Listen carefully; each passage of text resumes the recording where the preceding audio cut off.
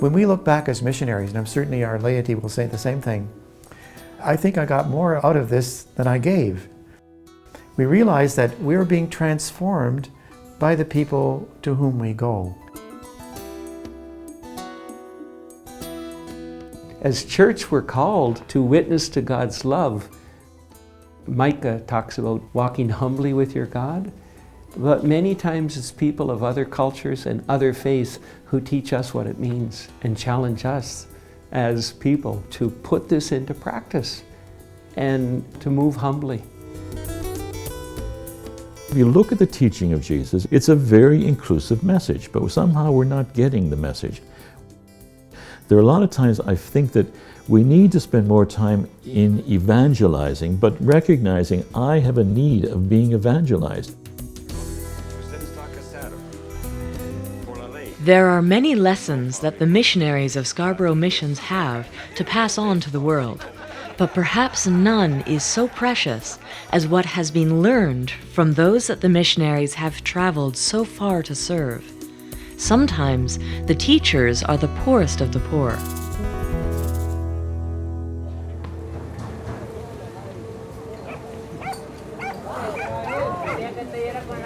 Only when I went to live in Peru and lived in the barrios did I realize that I learned more. But it's not only learning more, it's actually being evangelized by the poor, by the way people live, the way they reach out to you. And so I feel very strongly that yes, I was evangelized.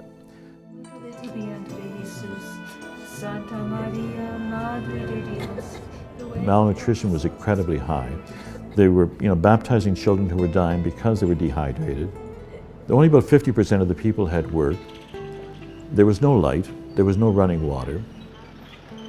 And so how do you celebrate the joy and the peace of Christmas?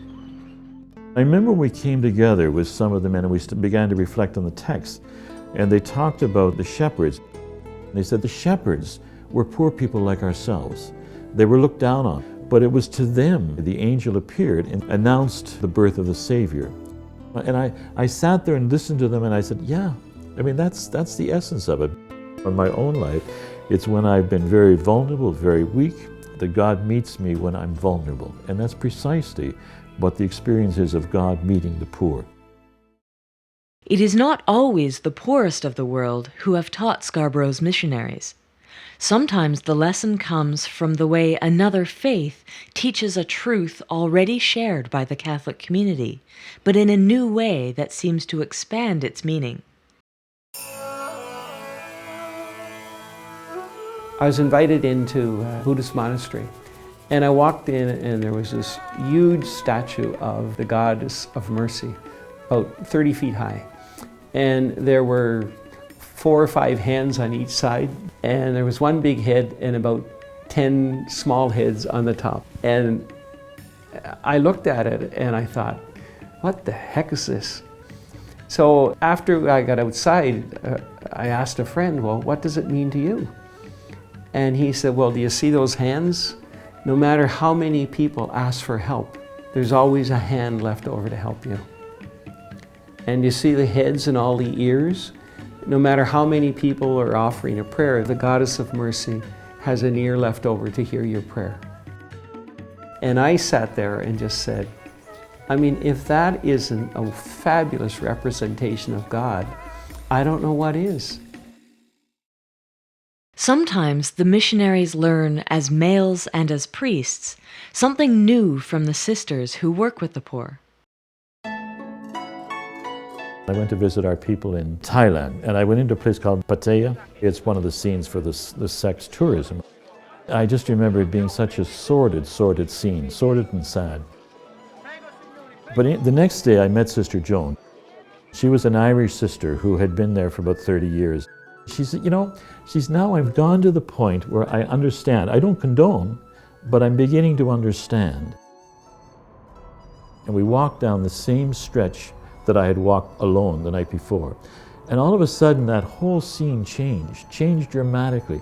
Here was this woman who was non-judgmental, who reached out to these people, and the bar girls were coming in, hey sister, thanks for looking after my kids, thanks for the daycare center that you run, thanks for going down to visit my grandmother.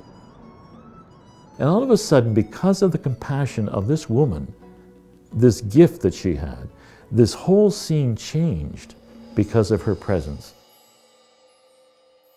And Scarborough's newest missionaries, men and women from the laity, seem inevitably to be surprised by what they have found when they went to help and ended up by being helped. I had a group of health promoters that I ended up teaching. There was about 12 of them, Indigenous men and women, who came from their communities and wanted to learn health promotion, disease prevention, education surrounding anything to do with health. And this they would take back to their own communities to work within their own communities.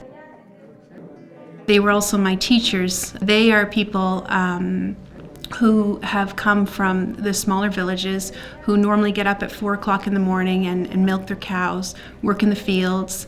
And so for them to do this course was a commitment for them. And so they certainly taught me a lot. I've taken away from it that even in my own life today that, you know, it's the small things that really count, and you know, each moment is special.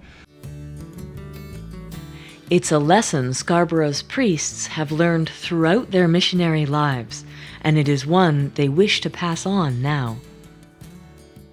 In any set of circumstances where we really enter into their lives and try to be with them, serving them in whatever way we can, but we also learn from them, we are transformed in the process as well. Because it's really like the Spirit of God bringing us together. Sometimes I like to refer to it as the dialogue of the Spirit. You know, where within you, God is moving your own heart. But when you meet up with people who are also being touched by the Spirit, and you come together in a circumstance of mission, great things happen. And you bring that back with you.